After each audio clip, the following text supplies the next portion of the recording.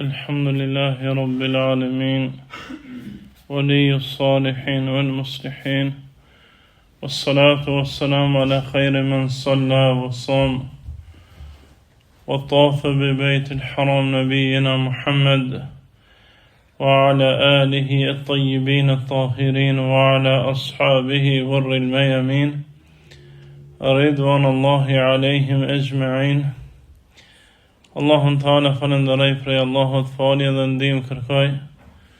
Salavat dhe selam mbi krijesën më të mirë, Muhammedin sallallahu alaihi wasallam, dërgoj mbi familjen e tij të bekuar, mbi shokët e tij të nderuar dhe mbi gjithë besimtarët që ndjekën rrugën e tij deri në ditën e fundit.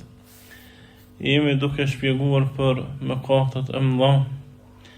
Dhe në dersat e kaluara kemi folë për disa mëkate, prej mëkateve shkatërruese, e prej tyre është edhe mosdhënia e zakatit, që do të jetë një prej pikave që sot do të ndalemi në to.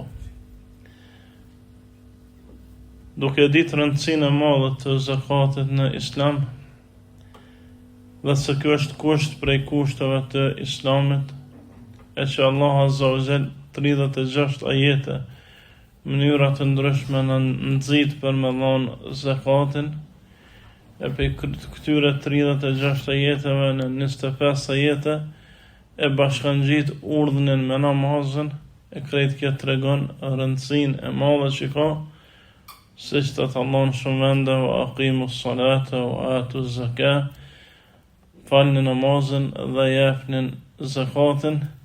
Kjo tregon për vlerën e madhe që ka adhurim në dinën tonë.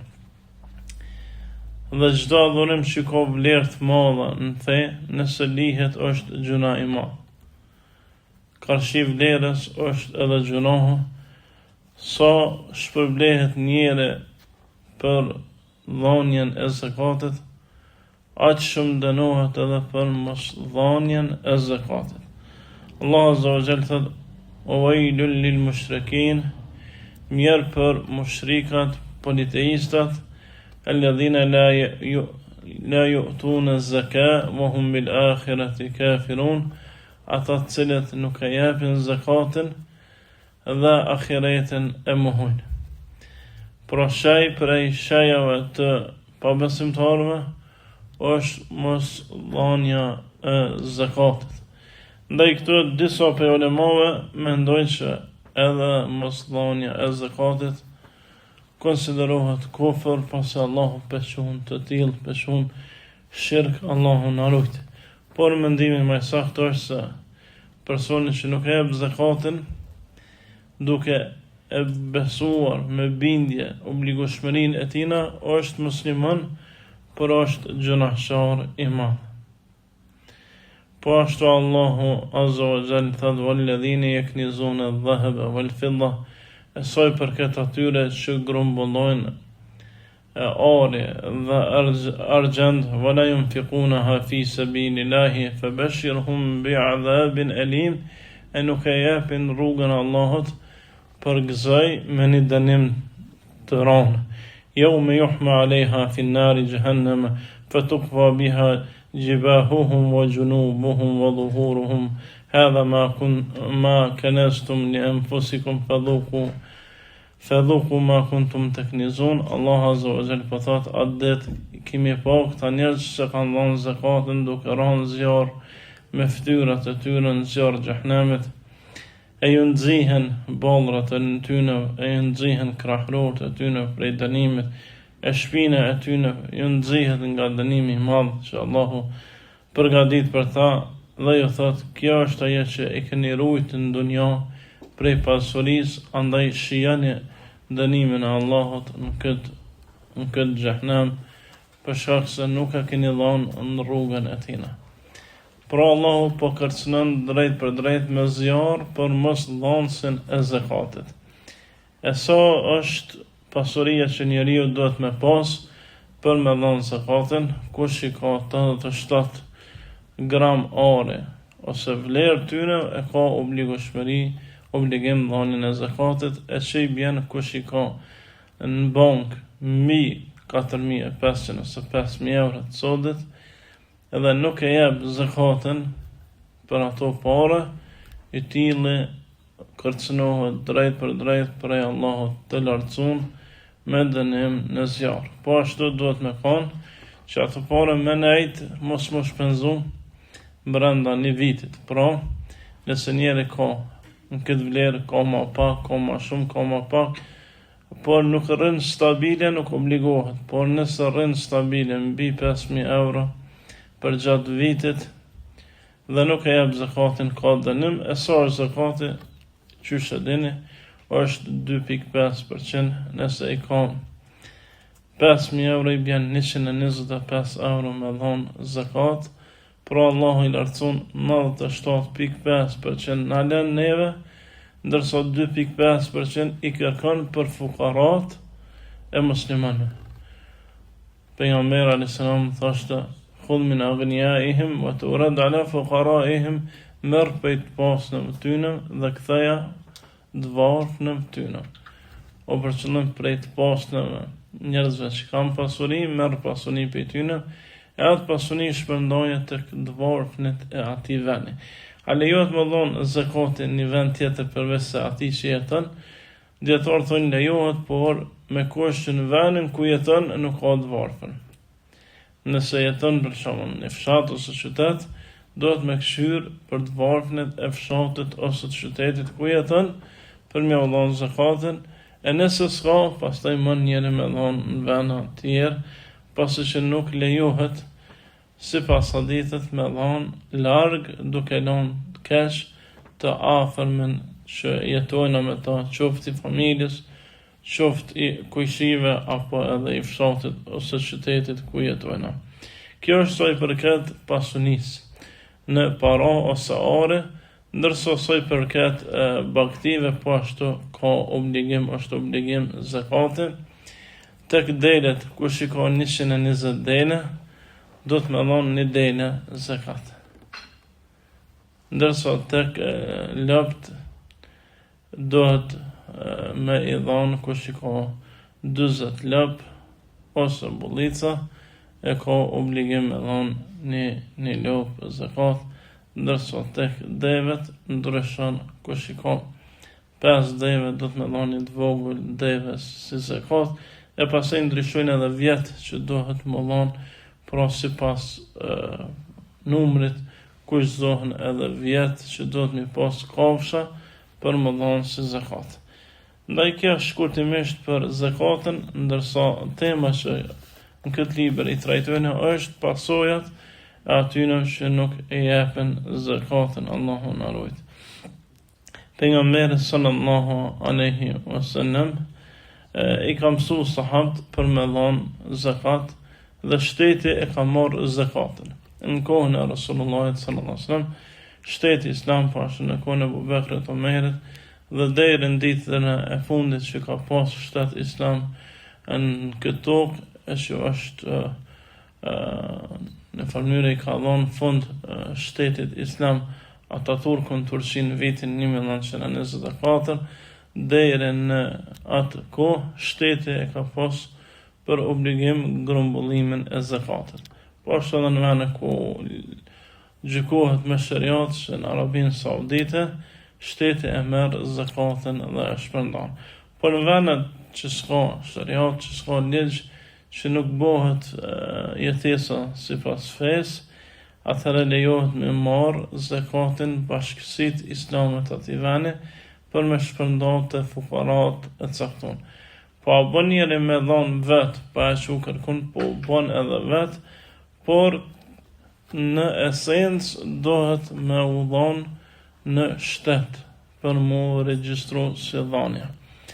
Dhe kështu thëke edhe Abu Bekri, kushdo që nuk ma jep një veç të vogël që e ka dhon pejgamberit alayhis salam për zakat, më ndalen mu thëke ku me e dënu. Dhe thëke nuk ka dallim mes atij që e mohon ose e lën namazin dhe atij që e lën zakatin.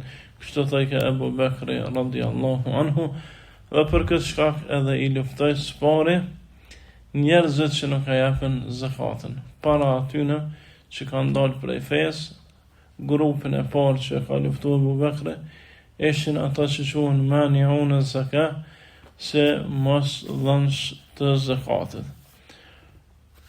Po ashtu Allahu azza wa jalla thotë: "Wala yahsabanna alladhina yabkhaluna bima atahum Allahu min fadlihi huwa khayrun lahum bal huwa sharrun lahum sayatuquna ma bakhilu bihi yawm al-qiyamah."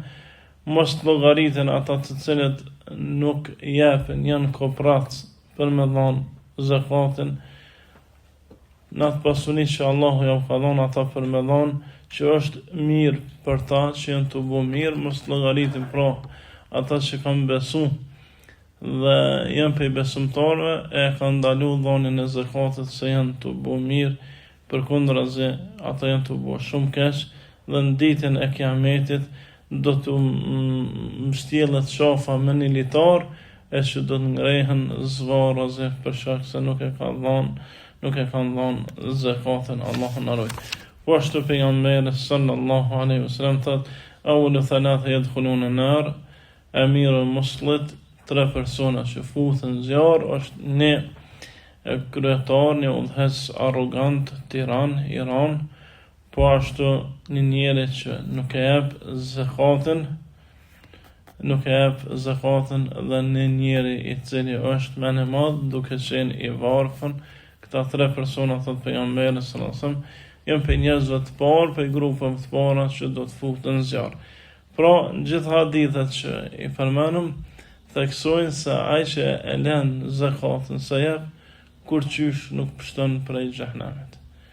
Gjithë qysh dënimi i tij është me zjarr. Po ashtu pejgamberi sallallahu alaihi wasallam thoshte: "Amartuhum bis salati wa zakati fa man lam yuzaki fala salata lahu." I kum urdhnu besimtarët për me dhënë namazin, për me fal namazin dhe me dhënë zakatin, e kushdo që nuk e jep zakatin nuk ka namaz. Pra kështu thoshte pejgamberi sallallahu alaihi wasallam, e lidh të çështjen e zakatit me çështjen e namazit, pse është obligim i madh. Ndaj një njeri që menon se pju pakohet pasunia të dhënë për hir të Allahut, ai njeri e përgënjeshtron Kur'anin dhe Sunetin. Allahu azza wa jalla thotë: "Man yuqridu Allaha qardan hasana fayudha'if lahu ad'afan kathira." Kush prej juve pja jep Allahut një hua, pja jep Allahut bërç, e Allah me kthy atë bërç shumë fish, e bërç ndaj Allahut është njëri me dhon këtë botë për hir të tij, e shumë fish ja kthen Allahun në ditën e takimit me ta. Andaj lutem Allahun me qenë për atyre që e japin zakatin e nuk frigohen për varfënisë, sepse premtimi i Allahut është më i vërtetë se sa ekzistenca jonë. Njeri mund me dyshu a ekziston vetë apo jo, po kur qysh zbon me dyshu, a e thot Allahu të vërtetën. Allahu na ruaj. Prej mëkateve tjera është uququl walidain, mos përfillja e prindve, mos respekti ndaj prindve. Padyshim edhe prind kanë rëndësi të madhe në fenë tonë. Allahu azza wa jalla na urdhnon me u kujdes për ta.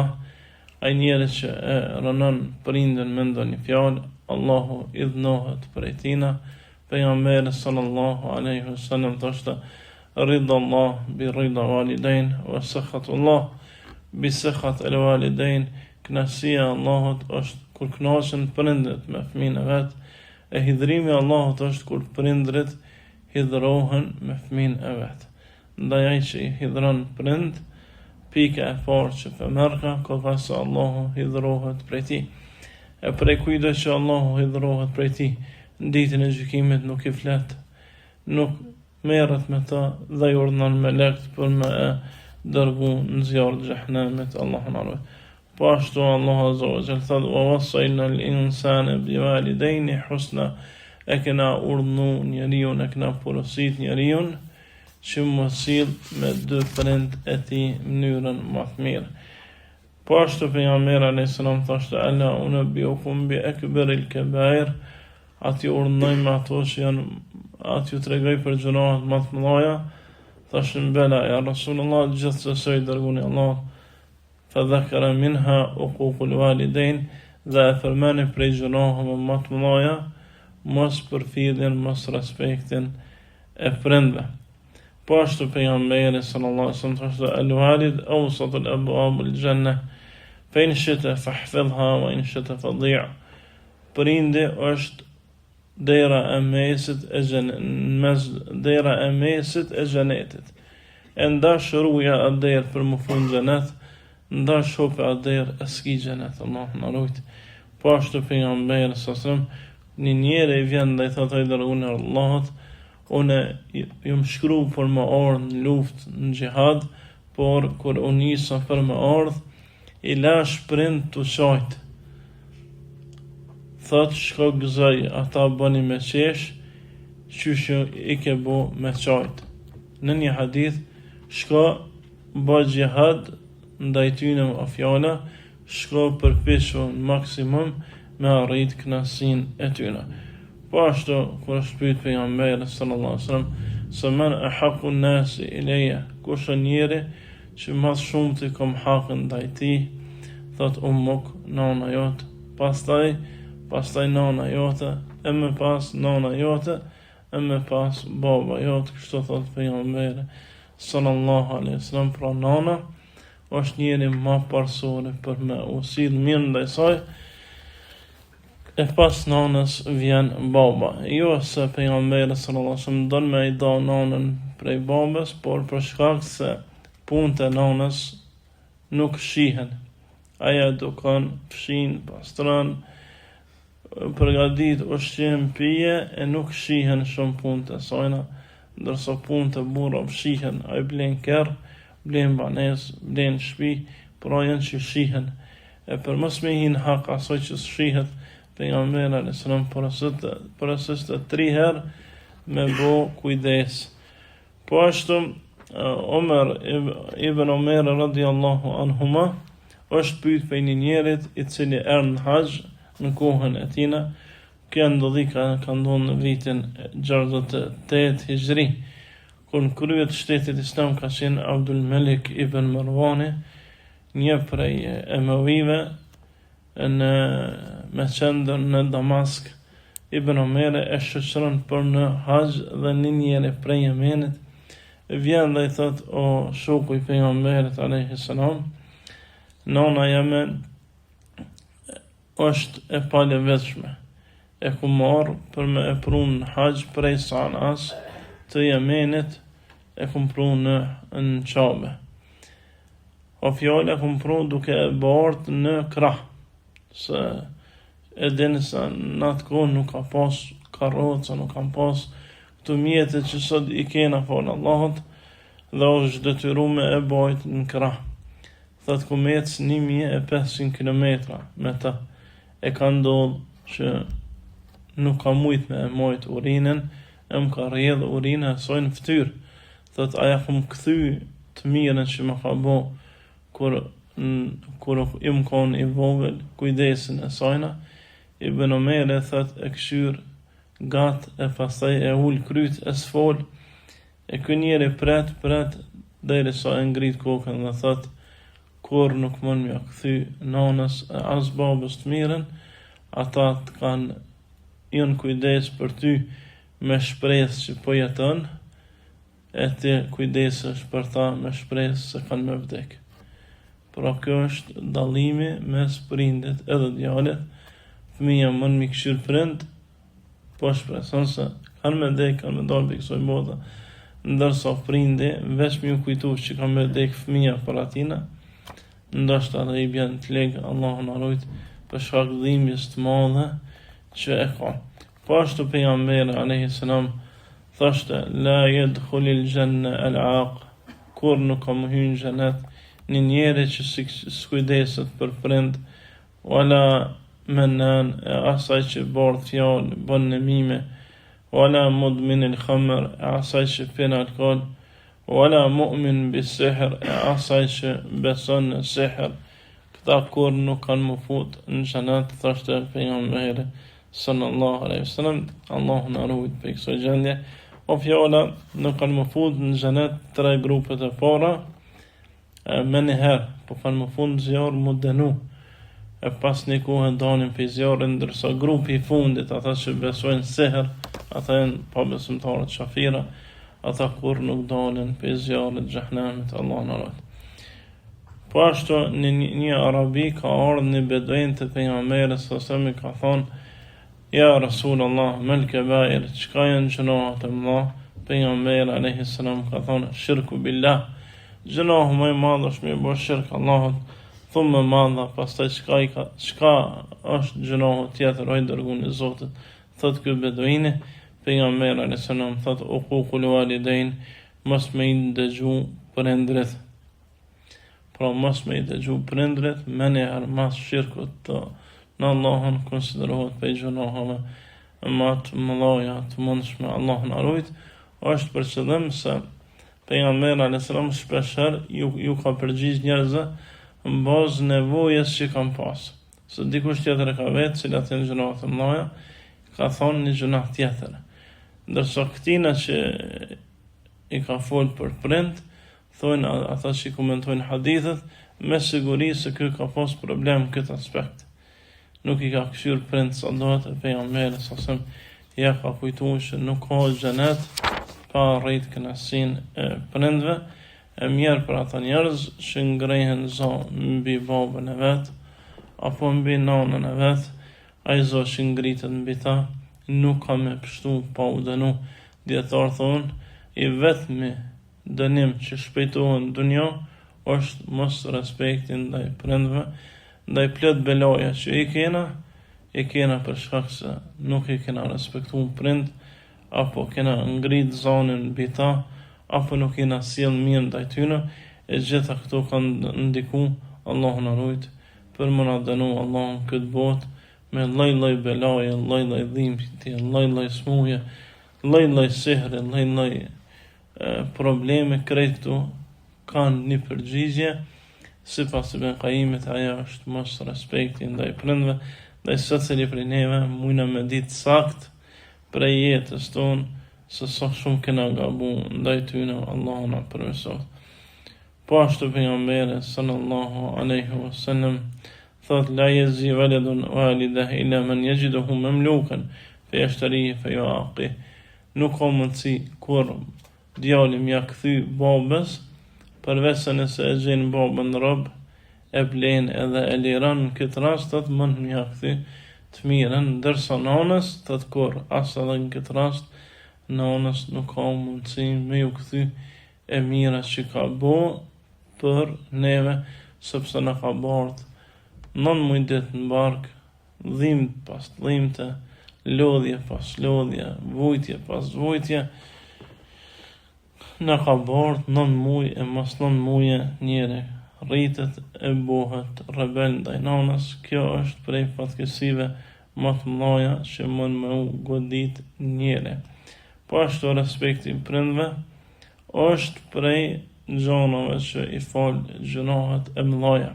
Një njeri ka bo marrëdhënie ilegale me një gru, ka bo zina, dhe vjen e pyet Ibn Abbasin, thot ku bo zina me një gru, e pastaj jam frigu se mos për kuptoj njerëz e familjes të sajna, edhe e ku mbyt. Mas zinas e ka mbyt, gjuna mas gjunahu. Thot, a ka pranim të pendimit për mu? Pyetjen e parë që bën Abdullah ibn Abbas radhiyallahu anhu më thot, ai ki prind gjallë. Ai thot jo, thot atëherë kërko fjalë falje sot mësh, bo mirë sot mësh, se s'di çka them tjetër. Kur shkon ky njeri e ves e pyetin shokët e vet, Mujahidi, Qatada e tjerë, dhe I thon, o Ibn Abbas, pse e pyete ai ki prind gjallë, që kanë bëj prind me pendimin për këtij mëkati? Thot se nuk di diçka që I fshin më shumë gjunahe të mëdha se sa sjellja e mirë me prindrit. E nëse Allahu më na mundsu me u kujdes për ta kur që kena gjallë, e aty në që kam vdekë, e nëse Allahu më mëshiron e më na bo banor xhenetit me ta. Prej gjunaheve tjera të randës është eklu riba, ngrënia e kamatës. Ky gjuna ndryshe quhet sikurse lufta ndaj Allahut. Disa dietar kur kanë folë për riban, kanë thonë ribaja është luftë me i shpall Allahut Azza wa Jall. Allahu na ruajt për kësaj gjendje. Allah Azza wa Jall ndalon riban në Kur'an dhe thot ja ayyuhalladhina amanu ittaqullah wa dharu ma baqiya min ar-riba in kuntum mu'minin. O ju që keni besu për hatër të imanit në Allahun, lene kamatën dhe largoni prej saj nëse jeni musliman. Fa in lam taf'alu fadhanu biharbin min Allahi wa rasulih. E nëse nuk e lene, atëherë dini se keni shpall luftë Allahut dhe luftë pejgamberit tina sallallahu alaihi wasallam. Abdullah ibn Abbas radhiyallahu anhuma kur e shpjegon këtë ajet, si që përmend Imam Taberiu në tafsirin e tij, thot i thuhet atij që han kamat në ditën e gjykimit, merre këtë shpatë edhe lufto Allahun Azza wa Jall. Merre shpatën dhe dil lufto me Allahun. A ka mundësi me pështu një njeri që hin luftë me Zotin? Kur qysh? A ka mundësi me fitu me Allah? Kur nuk bëhet e punë, andaj është prej gjunohë që të qetë drejt për drejt në dy luftim me Allahun në ditën e gjykimit. Allahu na ruajt për këtij gjunohi të madh. Po ashtu pejgamberi alayhi salam thot 1 dinar në kamat është më i rëndë se 36 zina. 1 dinar, 1 euro, 1 frank në kamat është më e rëndë se sa 36 zina mi bo njeri me kushin e vetë. Allahu na ruajt, çfarë dënimi i madh është ai që merret me kamat në çdo formë. Ose duke shku me dëshmu për ta, ose duke hinë kamat, ose duke ble shtëpi, ose banesë, ose i di mirë ato fatva që keni dëgju. Po dëgjoni edhe këtu se ata që janë hinë kamat, përgëzonë me luftë ndaj Allahut. S'kam ju vetë Allahu, këne keni ngu filanin a halanin, po kam ju vetë, a keni ngu Allahun e lartësun, ndaj kush është në to të shpejton me u largu, nuk bën me vdek këtë gjendje, Allahun harujt, sepse është luftë ndaj Allahut, dhe është poshtrim në xhehenem një njeri që nuk largohet për këtij gjunohi. Po ashtu Allah Azza wa Jall thot alladhina ya'kuluna ar-riba, ata që hajnë kamatën, la yaqumuna illa kama yaqumu alladhi yatakhabbathu ash-shaytanu min al-mas, nuk ngriten, fjala prej dënimit të madh që kanë me shiju në ditën e gjykimit, veçse që ngritet një njeri i kapur prej gjinëve. Ç'a bën një njeri që ka problem me gjin? Kur ja merr gjini kontrollin, ai nuk di çfarë po bën më. Thotë që ashtu ka më dënu në xhehenem, e kanë me qenë sjelljet e tina në xhehenem, sikur se ta thi personi që është i gjinosur në këtë dunja. Allah na ruajt, sjelljet pa kontrolluara për shkak dënimit të madh që Allah Azza wa Jall ka përgatitur. Pejgamberi alayhi salam thoshte lan Allahu akilu riba wa muqiluhu, Allahu e mallkoft ato që ushqehet me kamat dhe ata që ushqehen prej kamate. Krejt këtu janë të mallkuar. Një njeri që shën kamat shpit vet, edhe fëmijët e vet i bën të mallkuar. Allahu na ruajt se ata ushqehen prej atij harami. Këtë hadith e transmeton Imam Muslimi dhe Imam Tirmidhiu dhe është sahih. Andaj përveç se ka mallkim për Allahut për vetë ky person, edhe i shtin mallkim të Allahut familjarët e vet, Allahu na ruaj. Po ashtu pejgamberi alayhis salam thoshte akilu riba wa muqiluhu wa katibuhu idha alimu dhalika mal'unun ala lisani Muhammad sallallahu alaihi wasallam. Ai që han riba, ai që fiton prej ribas, ai që nënshkruan në riba, duke e ditë se kjo është e ndaluar haram, janë të mallkuar prej gjuhës së pejgamberit sallallahu alaihi wasallam. Pra pejgamberi alayhis salam po i mallkon me gjuhën e tina ata të cilët janë kamat. Po ashtu pejgamberi alayhis salam thoshte ijtanibu sab'al mubiqat, largonë prej 7 të gjunohëve të shkatrune, prej tyre ka përmend wa akilu riba, dhe ato që e hanë kamatët, Allahu na rujt. Këto janë pra disa prej gjunohëve të mëdha që sot kemi pas për me fol rreth tyre, andaj edhe pak s'ka me deri në jaci. Pe përfundoj me kaq, e kush ka ndonjë pyetje përgjigjem inshallah, aqulu qawli hadha wa astaghfirullahi li wa lakum.